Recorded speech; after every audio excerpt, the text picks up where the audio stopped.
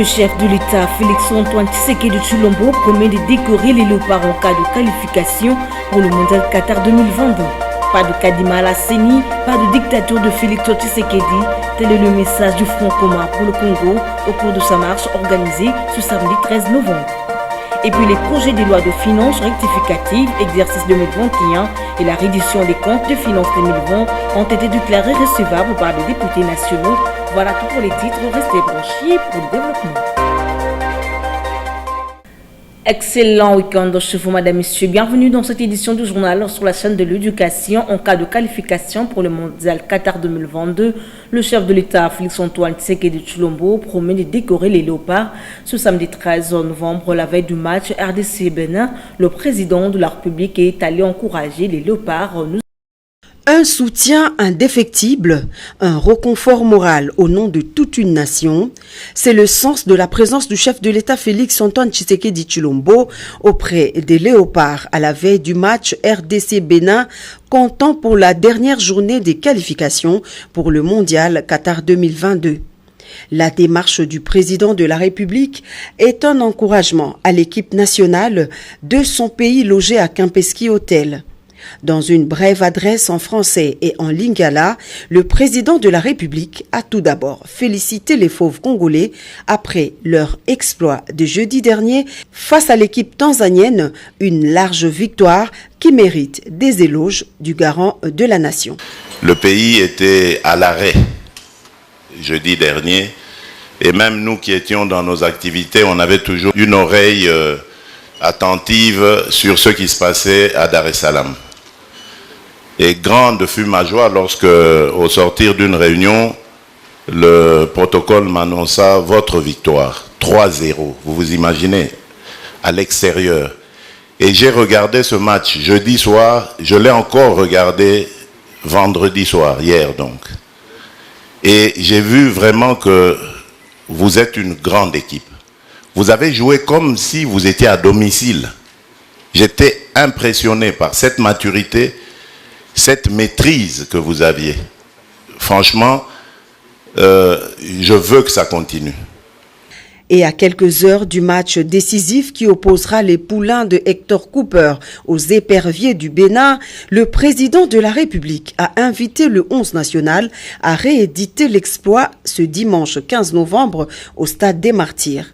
Cela fait 47 ans que notre pays n'a plus été qualifié pour la Coupe du Monde. Vous avez donc le devoir historique de ramener la République démocratique du Congo au Qatar, a dit le chef de l'État.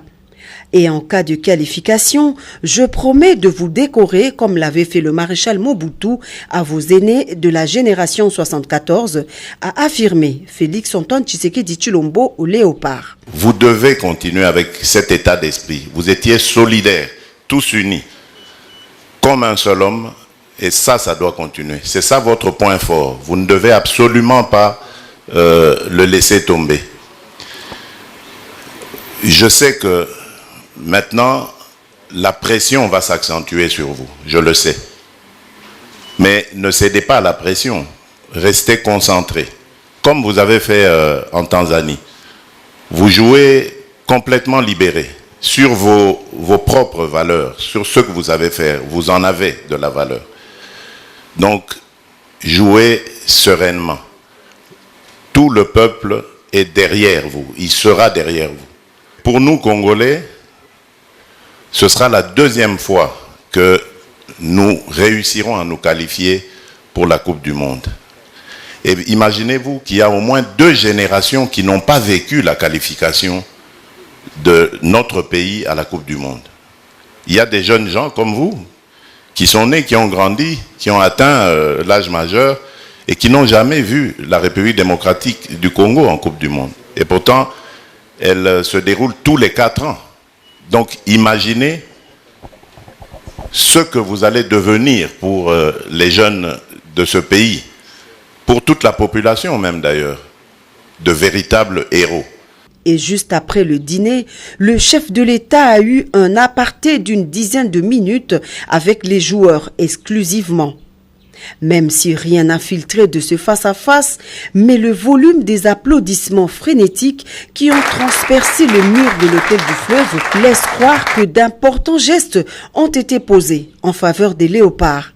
Il s'y est de rappeler que le ministre d'État au budget, le ministre des Finances et celui des Sports ont accompagné le chef de l'État dans cette séance de réarmement moral. Jamais la République démocratique du Congo n'a été si proche d'une qualification à la Coupe du Monde. Les Congolais ont donc l'obligation de battre les Béninois au stade des Martyrs de Kinshasa. Le reste sera joué dans une double confrontation. Et puis le Bloc patriotique a organisé sa marche ce samedi 13 novembre 2021 à Kinshasa. Les ténors du Front commun pour le Congo étaient sur terrain dans leur message. Pas de Kadima Lasseni, pas de dictature de Félix Tshisekedi, suivi Raymond Chibala.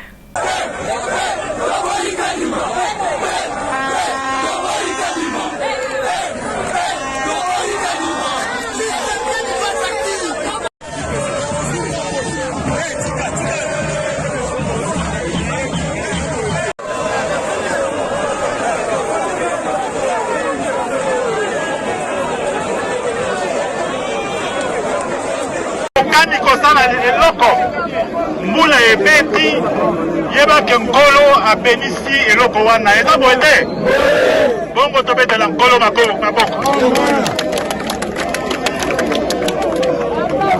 totamboli lelo mpona peuple totamboli mpona koyelola mbela ya baninga na biso ya église catholique mpe église protestante pamba te mboka oyo nkolo apesa biso tosengeli kobatela yango kotonga yango kotombola yango po te bana na biso bakoko na biso mpe bakokolo na biso bavivre malamu eza boye te na yango totamboli mpona koloba ete tolingi maponami ya solo toboyi seni oyo ya lokuta toboyi gratuité ya lokuta toboyi kimoyibi ya ram toboyi nkufa na Ituri na Beni na Sud Kivu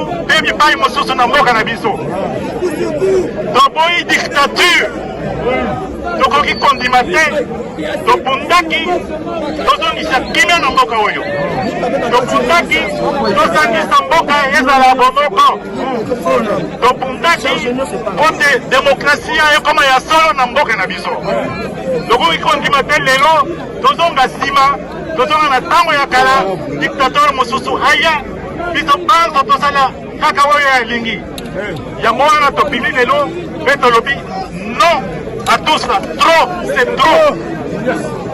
Tobandi lelo, tolobi, tolingi, seni na kadimate. Tolingi, seni na kadimate. Est-ce que bino bolingi kadima? À l'Assemblée nationale, les députés nationaux ont déclaré recevables les projets des lois de finances rectificatives exercice 2021 et la reddition des comptes de finances 2020. C'était après avoir suivi les réponses des ministres des Finances et du Budget, suivi la réaction des Mebouji, ministre du Budget. Je voudrais d'abord commencer par exprimer tous mes remerciements à l'endroit des honorables députés de l'Assemblée nationale pour avoir accepté de recevoir le texte de loi, le projet de loi, à l'unanimité d'ailleurs, le projet de loi portant rectification de la loi des finances pour l'exercice 2021. Pour nous, c'est avec beaucoup de satisfaction, car comme vous le savez bien, cette année a été particulière pour nous. Notre gouvernement, dirigé par son Excellence Monsieur le Premier ministre Sama Lukonde, est entré en fonction à mi-parcours de l'exercice. Et donc nous avons commencé le travail au mois de mai.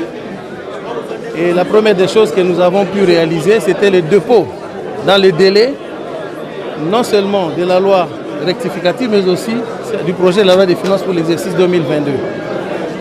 Ce projet de loi rectificative est justifiée par plusieurs facteurs, notamment le fait que dans le programme qui a été présenté ici le 26 avril et sur base duquel notre gouvernement a été investi, il y a eu de nouvelles actions qui ont été intégrées pour renforcer le programme initial qui était présenté en début d'exercice. Deuxièmement, nous avons eu la pandémie à Covid-19 dans sa troisième vague qui a nécessité des moyens complémentaires, mais aussi il y a les dépenses liées à l'éruption volcanique du Nyiragongo qui ont justifié exactement le fait que nous devrions revenir ici pour présenter une loi rectificative à l'Assemblée nationale. On ne peut pas non plus oublier l'état de siège, mais tout cela dans un contexte de l'amélioration du cadre macroéconomique général avec une croissance qui est partie de 3,2% initialement à 4,9%. Donc tous ces facteurs ont justifié la nécessité, telle que prévue par la loi des finances, de venir ici solliciter cette nouvelle autorisation du Parlement pour exécuter ces dépenses, surtout au vu du fait que les recettes, comme nous l'avons si bien dit, sont en augmentation. C'est pour cela que le projet de loi des finances rectificative que nous présentons, qui vient d'être adopté par l'Assemblée aujourd'hui, améliore les prévisions budgétaires à hauteur de presque 14%. Et je dois ici mentionner que c'est la toute première fois dans l'histoire de notre pays qu'une loi des finances rectificative est revue à la hausse. Nous devons aussi mentionner le fait que les dépenses contenues dans ce projet de loi rectificative reflètent non seulement la vision du chef de l'État, son Excellence Félix Antoine Tshisekedi, mais le programme, les priorités du programme que nous avions présenté en avril ici à l'Assemblée nationale. De la Chambre basse à la Chambre haute du Parlement, la délégation de la Banque mondiale en ce jour de 48 heures en République démocratique du Congo a eu une séance de travail le vendredi 12 novembre avec le président du Sénat Modeste Bahati Lukwebo en présence des autres membres de son bureau ouvert. Conduite par Afes Ganem, vice-président pour l'Afrique orientale et australe, cette délégation de la Banque mondiale a présenté au président du Sénat le travail qu'a cette institution de Bretton Woods en République démocratique du Congo. À cette occasion, Modeste Bahati a présenté les priorités du développement de la RDC à ses interlocuteurs où il a mis un accent particulier sur le développement à la base, argument soutenu par ses hôtes qui ont apprécié cette intervention, présentant ainsi les efforts fournis par le chef de l'État. Le président du Sénat a souligné l'importance d'appuyer les différentes provinces du pays et d'assurer que les communautés locales a du contrôle et du choix de ses propres projets et de ses propres programmes de développement. Nous avons aussi parlé de l'importance des investissements dans les infrastructures, les routes pour la communication, le développement de l'agriculture, le développement de l'énergie, le secteur de l'énergie, et aussi le président du Sénat a souligné l'importance d'appuyer les efforts du gouvernement à stabiliser l'Est du pays et assurer la paix, parce qu'il n'y a pas de développement sans paix. Par ailleurs, le chef de la délégation de la Banque mondiale s'est dit satisfait de la lutte engagée contre la corruption sous le leadership du président de la République. Dans le reste de l'actualité, le président de la République, Félix Antoine Tshisekedi Tshilombo, a présidé le vendredi 12 novembre 2021 la 28e réunion du Conseil des ministres. Suivez le compte rendu avec le porte-parole du gouvernement, Patrick Mouéa. Compte rendu de la 28e réunion du Conseil de ministres. Le président de la République, chef de l'État, Félix Antoine Tshisekedi Tshilombo, a présidé ce vendredi 12 novembre 2021 par visioconférence la 28e réunion du Conseil de ministres. 5 points étaient inscrits à l'ordre du jour, à savoir 1. Communication du président de la République, chef de l'État. 2. Point d'information. 3. Approbation et relevé des décisions du Conseil de ministres. 4. Examen et adoption de dossiers. 5. Examen et adoption des textes. Le premier point du Conseil de ministres de ce jour, qui a porté sur la communication du président de la République, comportait 7 sous-points, à savoir 1. Des conclusions préliminaires de la première revue du programme triennal appuyé par le Fonds monétaire international. Le président de la République s'est réjoui de l'accord obtenu entre les équipes des services du Fonds monétaire international et du gouvernement, représentés par la Troïka, Finances, Budget et Banque centrale du Congo. Le président de la République a encouragé le gouvernement à maintenir sa détermination à mettre en œuvre le politique publique crédible. Il a exhorté à utiliser de manière rationnelle les allocations droits des tirages spéciaux DTS pour, d'une part, renforcer les réserves de change de la Banque centrale du Congo et, d'autre part, financer le budget afin de soutenir la reprise économique à court et à moyen terme. Quant aux autres décaissements attendus l'année prochaine, le chef de l'État a demandé au Premier ministre de veiller à ce que ces fonds soutiennent un programme ambitieux de réformes structurelles visant à promouvoir une croissance économique durable tout en intensifiant la mobilisation de recettes intérieures, l'amélioration de la gouvernance ainsi que le renforcement de la politique monétaire. Toujours au Conseil des ministres du vendredi 12 novembre 2021, le chef de l'État est revenu sur les dossiers de la mise en œuvre et du suivi d'évaluation du programme de développement à la base de 145 territoires et d'exportation des mitrailles. Suivez une fois de plus Patrick Mueya. Deuxième point de la communication du président de la République, relatif à la mise en œuvre et du suivi et évaluation du programme de développement à la base de nos 145 territoires. Tenant compte de l'expérience du programme de 100 jours dans la mise en œuvre de développement de 145 territoires, qui a suscité beaucoup d'enthousiasme auprès de toute la population, le président de la République a souhaité que la fonction mise en œuvre soit séparée de celle de suivi et évaluation. À cet effet, il a souhaité qu'un rapport détaillé d'exécution technique et financière de ce programme de développement soit rendu disponible chaque trimestre, pour lui permettre d'en assurer le suivi par le truchement du Conseil présidentiel de veille stratégique. Ces programmes devra également être au cœur des thématiques de la prochaine conférence de gouverneurs. Ainsi, le président de la République a instruit le vice-premier ministre, ministre de l'Intérieur, Sécurité et Affaires coutumières de s'assurer que le gouverneur de province contribue de manière efficace dans la mise en œuvre du dit programme. Il a encouragé le Premier ministre chef du gouvernement à veiller sur la cohérence des actions de nos partenaires au développement afin que celles-ci contribuent à la réalisation de ce projet ambitieux au niveau de nos territoires respectifs. Troisième point, de l'exportation frauduleuse de mitrailles.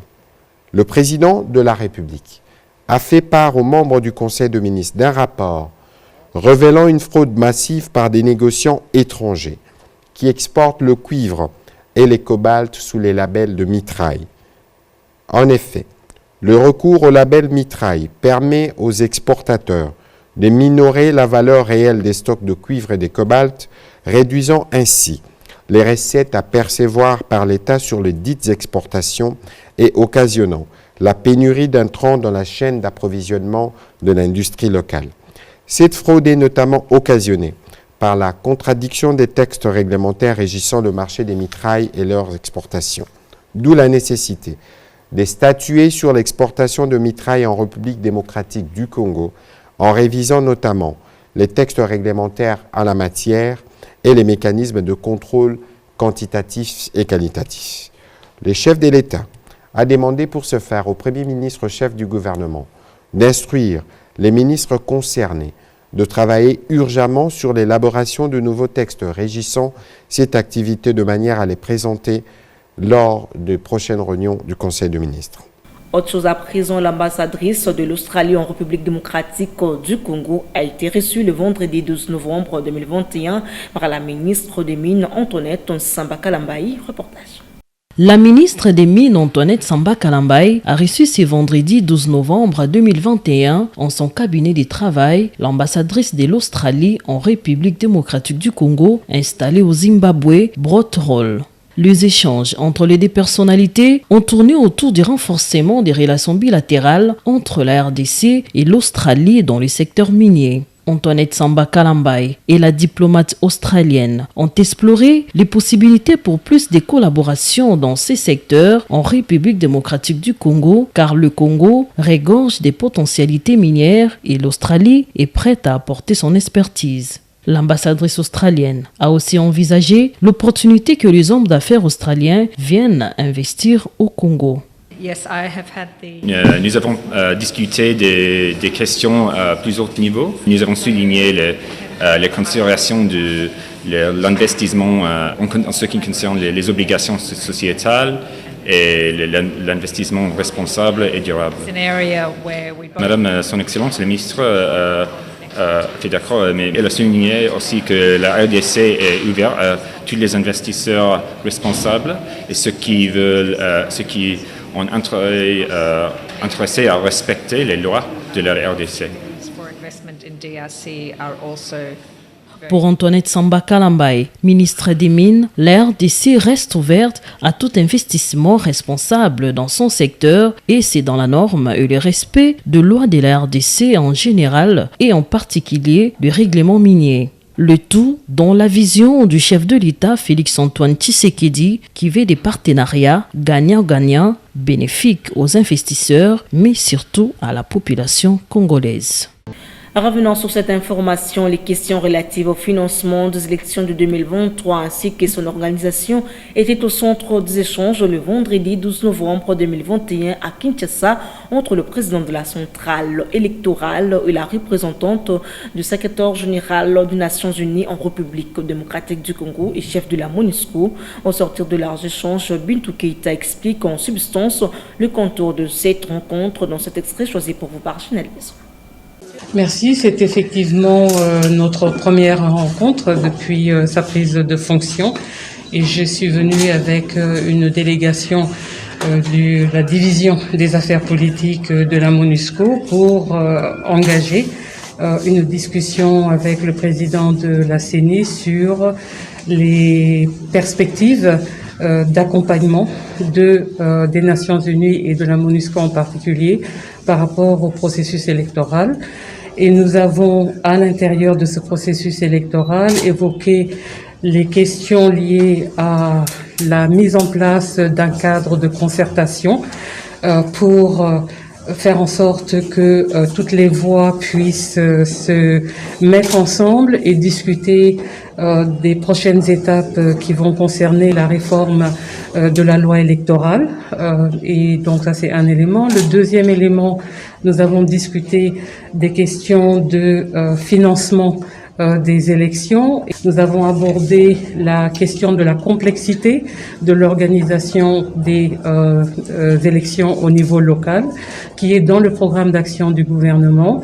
Nous avons aussi parlé de ce qui concerne l'assistance de la communauté internationale en général et le fait que tout le monde est disposé à accompagner la CENI au mieux de différentes étapes en sachant que il y aura un parcours entre maintenant et la révision des listes électorales, le recensement du fichier, mais aussi regarder un petit peu comment dépasser certaines problématiques qui sont liées avec les étapes au niveau de la société civile qui soit en participation et notamment insister sur le caractère inclusif en sachant que pour les listes des partis politiques,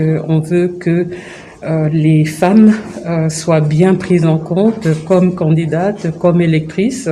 Il y a bien d'autres éléments que nous avons discutés, mais tout tourne autour de comment les Nations Unies sont prêtes à accompagner la CENI. Et puis, journée de la base, le vendredi 12 novembre 2021, l'UDPS a organisé une matinée politique devant son siège dans la commune de Limete. Jean-Marc Aboun, président intérimaire, a appelé les militants de demeurer vigilants. Suivez-le dans cet extrait choisi pour vous par Chanel Bézon, une fois de plus.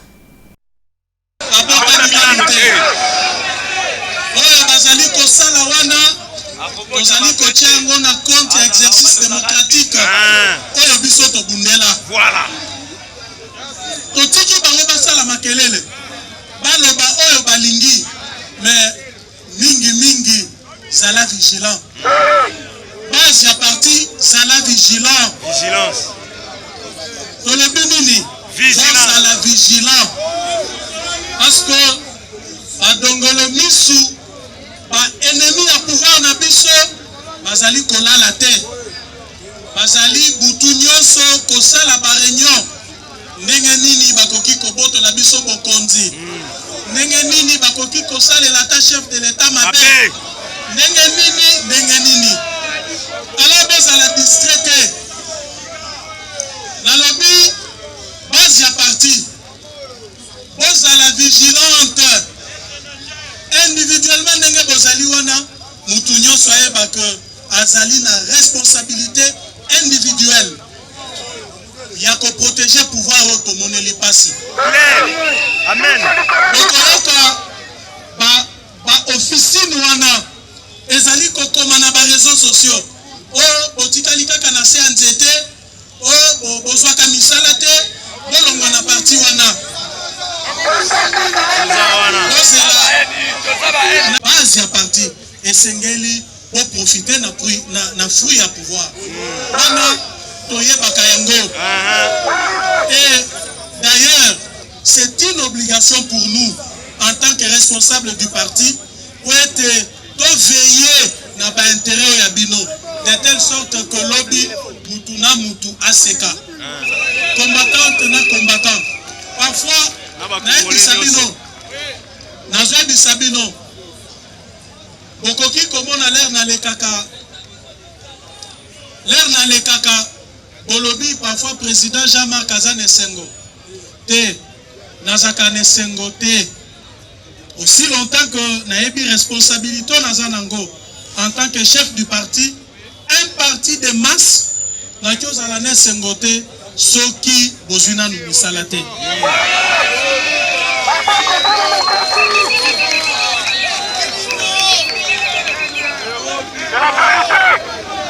Ouverture à Kinshasa le jeudi 11 novembre dernier de la première édition du salon numérique dénommé Kintech, organisé par la ministre provinciale de Kinshasa en charge de la culture et art, communication et médias, Yves Tabou Inongo.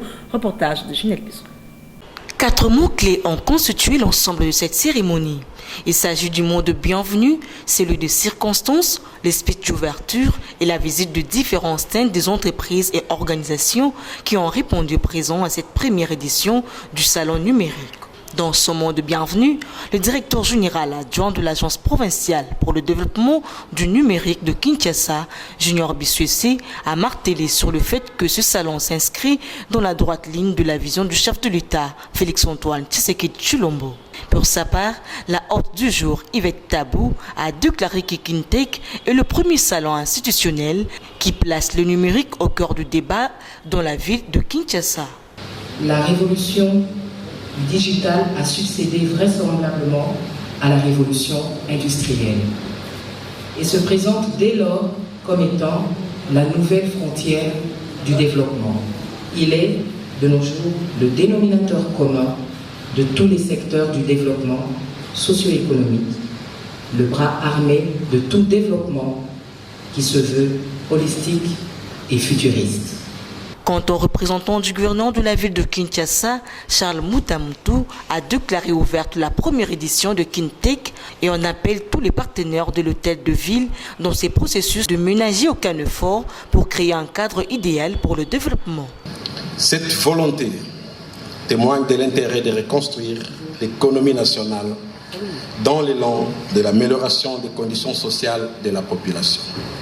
Sur ce, au nom de son Excellence, Monsieur le Gouverneur de la ville de Kinshasa, Jean-Tini Ngobi Lambaka, je déclare ouverte la première édition du salon Kintech et vous remercie. Présent à la dite cérémonie, le directeur général de DGRPEC a salué l'initiative et quelques exposants ont manifesté leur satisfaction. C'est une première au niveau de Kinshasa de voir des applications numériques qui varient, qui peuvent permettre à tout le monde, de l'intérieur comme de l'extérieur, de pouvoir par exemple acheter des produits qu'ils cherchent mais qu'ils ne peuvent retrouver que grâce à ce système ici. Je pense que tous vous avez connu des personnes ou des proches qui se sont fait enlever dans des taxis. Et donc pour répondre, pour proposer une solution viable à la population, OJA travaille aujourd'hui avec l'hôtel de ville pour permettre pour identifier tous les taxis de la ville de Kinshasa et ainsi permettre aux Kinois d'auto-vérifier leurs taxis. La cérémonie officielle de lancement de Kintec a pris fin par la visite de différents stands des entreprises. Et pour clore ce journal en société, les usagers de l'avenue Kelemba dans la commune du Kalamou interpellent les autorités provinciales de Kinshasa au regard de la détérioration de cette voie, constate un stagiaire de l'UCCM. Nous sommes sur l'avenue Ikelemba dans son croisement avec l'avenue Bojoko au quartier Matongé dans la commune de Kalamou où la population déplore l'état de cette route délabrée il y a de cela plusieurs années. En effet, le manque d'entretien des caniveaux serait à la base de cette destruction, chose qui ne favorise pas les eaux de pluie déversées sur la chaussée à bien se canaliser. Fatiguée d'interpeller les autorités au vu de cette situation, cette dernière s'est donné la peine de tirer les caniveaux, question de se trouver une solution en attendant l'intervention des autorités. La cause de la destruction de ces deux avenues viennent des eaux de pluie. Alors les eaux de pluie n'ont pas le lieu auquel prévu par l'État congolais pour que ça puisse passer, parce que l'eau doit être canalisée dans un caniveau. Alors pour ramener l'eau dans le caniveau, il faut curer le caniveau. Voilà pourquoi nous avons pris la décision de le faire et nous avions calculé, il faut au moins, parce que la distance de ce caniveau est de 600 mètres. Baterase oyo ezali chiré te banda kala, bakire yango te, batika yango etonda na baindondis, baplastique, babiloko ebele. Babiloko wana nyonso te eutaka na veni Kasavubu. Na veni Kasavubu, alikati na ngambo ya quartier Matonge na baterase ya Matonge etamboli ti awa. Oyo mosusu etikalaka kote ya Kasavubu ekei ti na rond-point. Yango moto ezokanga baterase, eza kosalaka mai débordé na bamakadam. Alors bamakadam yango mpe mosusu lokwa batonga yango mpe malamu te. Soki mai eborde ale bandi mabulu ale komi minene yango wana ozomona mabulu oyo nyonso ti wana liboso ya hotel awa nyonso ti mabulu bamai ekila. Avec cette saison pluvieuse, ses habitants lancent un cri d'alarme aux autorités de leur venir en aide afin d'éviter certains dégâts que pourrait causer cette route dans le jour prochain. Vous avez compris que ce journal a touché à sa fin, donc voici le rappel des titres. Le chef de l'État, Félix-Antoine Tshisekedi Tshilombo, promet de décorer les léopards en cas de qualification pour le mondial Qatar 2022. Pas de Kadima Lasseni, pas de dictature de Félix Tshisekedi, tel est le message du Front commun pour le Congo au cours de sa marche organisée ce samedi 13 novembre. Les projets de loi de finances rectificatives exercice 2021 et la reddition des comptes des finances 2020 ont été déclarés recevables par les députés nationaux. C'était là le rappel des titres fin complètement de cette grande édition du journal sur la chaîne de l'éducation. Un grand merci à toute l'équipe technique et rédactionnelle derrière la caméra. C'était Delphine Tundula, Guilhem Mayamba et Laetitia Maluta. Merci de nous rester toujours fidèles. Bon week-end chez vous, bonne suite des programmes. Au revoir.